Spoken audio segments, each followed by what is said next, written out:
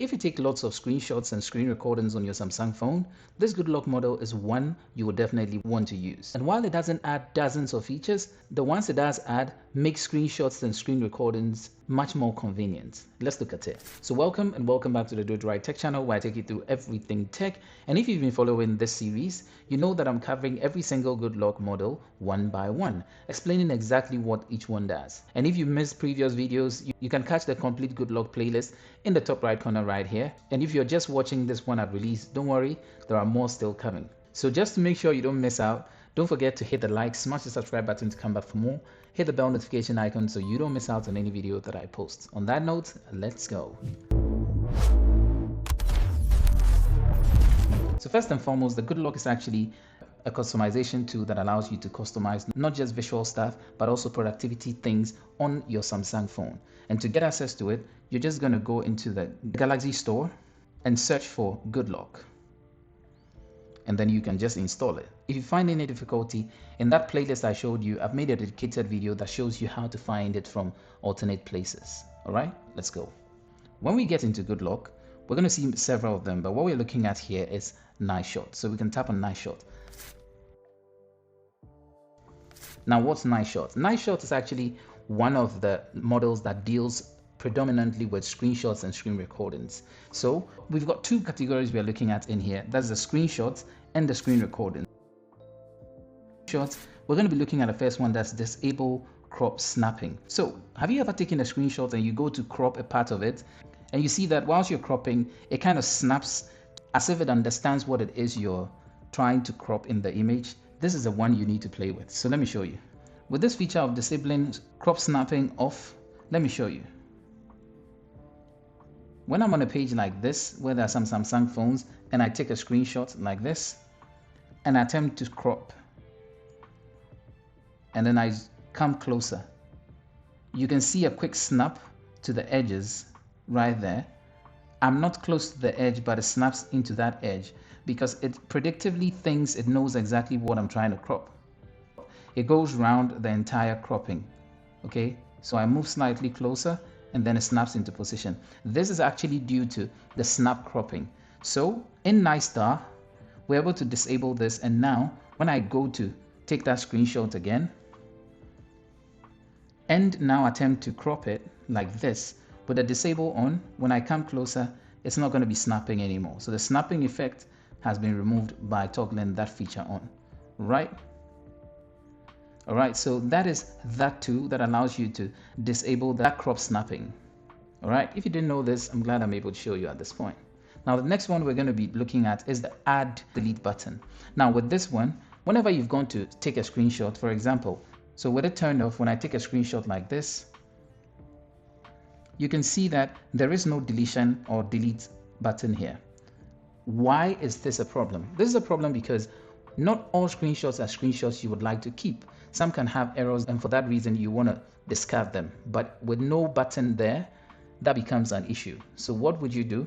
You can now toggle this on, and immediately gives you a delete button sitting at the bottom as part of the options when the screenshot is taken. So now I take a screenshot, and you can see right at the bottom, there's now a deletion button right there. So if you now make a mistake while taking a screenshot, you have now a delete option to immediately delete them, so your gallery is not cluttered with screenshots that you didn't really need. All right, if you didn't know this, I'm glad I was able to show you. We're moving. Next category is the screen recording category. So we see the first option, which is selfie video option. So now we're going to tap on selfie video options like that. Then we can see the first option that says make the background color transparent. Now note that it's saying the background color, so it's very essential to understand what is being spoken about here. It's the background color we're trying to make transparent, but it has to be a color. If you try to use this feature and your background is not a single uniform color, that's going to be tough on you. So you're going to turn this on, and once you've turned this on, you can allow it to auto detect the color of the background, or when you toggle this off, you have to pick either a blue or a green. So if you pick a green, it's a green. If you pick a blue, it's a blue. And then down here, you're able to pick the color detection sensitivity, so that when you moved it all the way there, it's going to be sensitive to picking that color. Now, when you select this, then it's now going to be looking for any background. So it could be blue, it could be green, it could be any color. But the important thing is that it should be a uniform color. If it's made of different shades, it's going to be tough for you to pick it. Taking note of that. So we're going to go up here and then select screen recording. Pick the entire screen. And from this point, you're going to be seeing my screen right here because I'm going to take the phone from here. So we hit on record. And as it's recording now, you're going to see an option right here to hit on that button.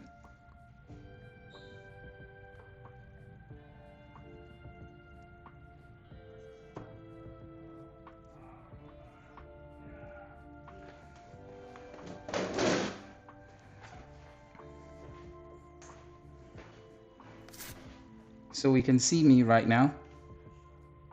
This is how it looks. Then I can toggle that off. When I have this off and I select this, you can see now I have a uniform background, a slightly uniform background behind me, except that it's not the type of color that is actually hoping it to be. It's not a green, it's not a blue. Let's use a blue background. So now I have a blue background, and so I'm going to select that option, go off, and back on, and now we can see that it's trying its best to cut the blue background off. Now we are going to toggle this sensitivity thingy, and then that's going to help with the cropping. So the more I go closer to sensitivity, to high sensitivity, the more it affects how it's going to look. So this is actually a feature that you can play around with. Often you want a very uniform color.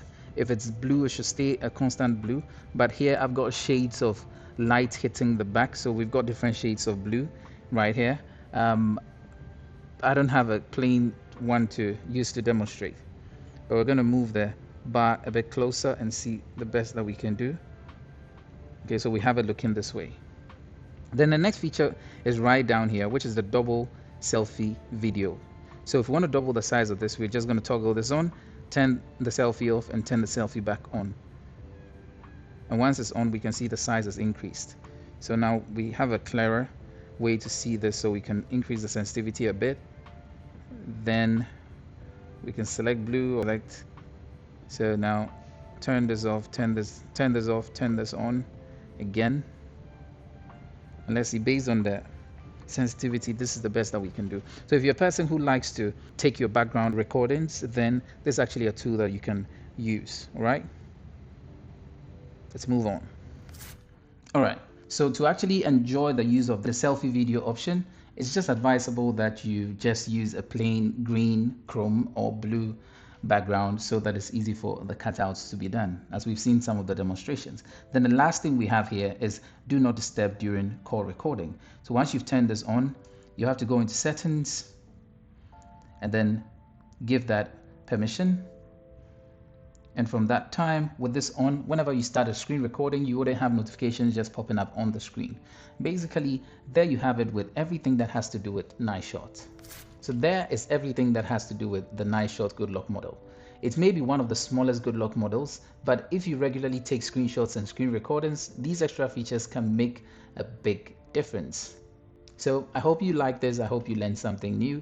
Again, if you haven't watched the entire Good Lock series, you can check the top right corner here. I don't just look at only the individual Good Lock models, but delve into different combinations that can be done across your phone for beautification, for productivity, and more. So thanks for watching, and let me know if the NiceShot feature is something that you will be using. So until later, please don't forget to hit the like, smash the subscribe button to come back for more, hit the bell notification icon so you don't miss out on any video that I post. On that note, I'll see you in the next video. Peace out.